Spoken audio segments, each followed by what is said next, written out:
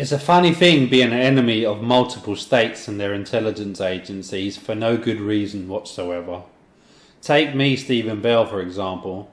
I'm purely being used as the pretext for an entire global social engineering and intelligence operation, aka the program, which is being conducted globally.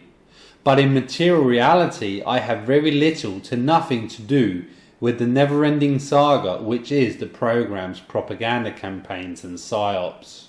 And since I haven't done anything illegal or otherwise reprehensible, there is nothing that they can legally do to me, especially directly. So they are relying utterly on psychological warfare tactics and using members of the public who they at the same time are running a social engineering and intelligence operation on as a means of combating me, while in the same breath using this situation that they are endlessly creating as the pretext for the said global social engineering and intelligence operation.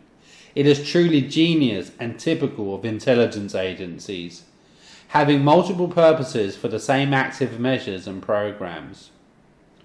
For these reasons, I am continuously supposed to be the protagonist in all of their virtual movie fabrications and never-ending talk radio, that the state arbiters of the program are broadcasting globally and on a daily basis, which is the way in which the state arbiters are enticing and coercing members of the public to act against me in all sorts of ways. One of the technological capabilities being used in this regard is called synthetic telepathy. This technological capability is supposedly classified secret, but has been used openly for more than a decade all over the world. It is primarily through this real-time communication system that the Danish intelligence agency, PET, are directing and coercing members of the public here in Denmark to act against me in all sorts of ways. Here's a short list of the most prevalent right now. The Danish intelligence agency is using this real-time communication system along with their Tetra systems, obviously, to have the normal police try to catch me out in traffic violations.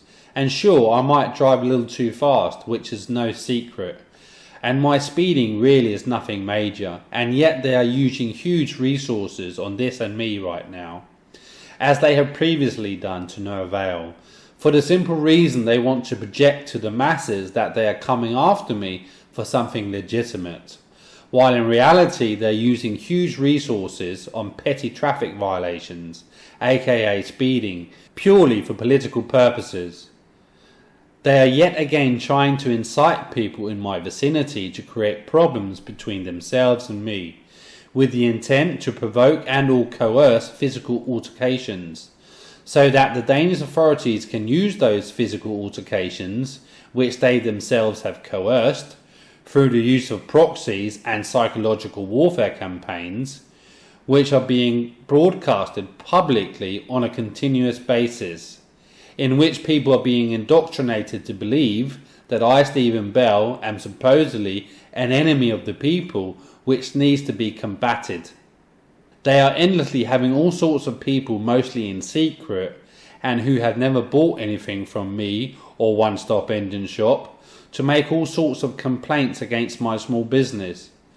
Obviously not to my face, however on Facebook and all sorts of groups. All of these manufactured complaints and comments are hidden from me, so I cannot reply or even be aware of the specifics of what is being proclaimed.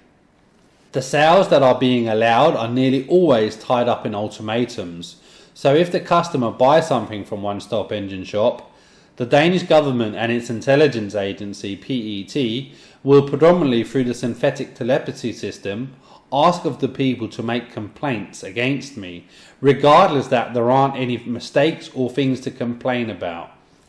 Here's a short list of examples. I sold a scooter for 8,000 kroner. The normal price was 8,800 kroner, which meant that I had given 800 kroner in discount. However, only 30 minutes after the purchase had taken place in person, the customer complained of not having received the discount that I had promised, notwithstanding that I had had a conversation with the customer about the said discount.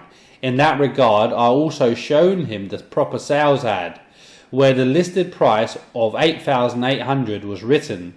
The Danish intelligence agency, PET, actually asked of this customer to report me to the normal police for this absolute nonsense. I sold another scooter, and only a couple of days after, the customer told me he couldn't get it started. I wanted to have a look at the scooter immediately. However, the customer supposedly didn't have time for me to come and have a look at the scooter for like 5 days or so. And you already know, in this time period, PET and the Danish government were producing and broadcasting lots of PYOPS, in which it was proclaimed that I was scamming the customer. And as soon as I had looked at the scooter, I could conclude that the customer themselves had unscrewed the cylinder head. So there was no compression. And as soon as I had screwed down the head again, it started immediately. Ergo, there was nothing wrong with the scooter whatsoever.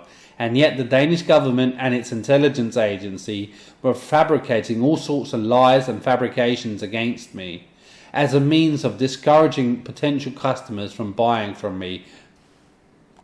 A customer who wanted to buy a scooter of me, which I was supposed to deliver here on Sunday, on the 6th of June, paid me 500 kroner in deposit for me to take it off the market. However, only after a day, the customer recanted and gave some fantastical story. Notwithstanding, the customer didn't even suggest wanting the deposit back. But given my experience, it was quite obvious how the situation had been manufactured by the Danish intelligence agencies through the use of the program's real-time communication system as a means of yet again creating more pretexts for them to be able to claim that I was scamming this poor lady out of 500 kroner, notwithstanding how this was a proper business arrangement written down on paper. Instead of giving PET what they were aiming for with this PSYOP, I obviously just paid the deposit back and thereby subverting their planned active measure against me. These are the kind of levels that they are going to again and again. In fact, they are outright attempting to set me up, and they are very serious in their attempts to frame me. It is no joke. I could be pulled over by the police and they could plant anything in my car or in my house at any time and literally try to prosecute me for it. That's how desperate they have become, and unfortunately the public to a large extent have been so indoctrinated that they will find this acceptable because of the never-ending propaganda campaigns that are continuously being created and broadcasted, in which I supposedly feature as the protagonist.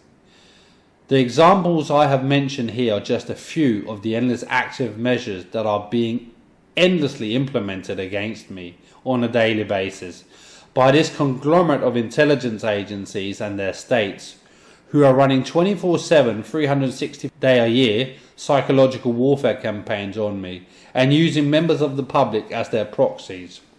They are controlling these proxies over the program's real-time synthetic telepathy communication system as a part of this global social engineering and intelligence operation. The people here in Denmark are truly under severe indoctrination campaigns, and the people are being micromanaged to an extent you couldn't even imagine.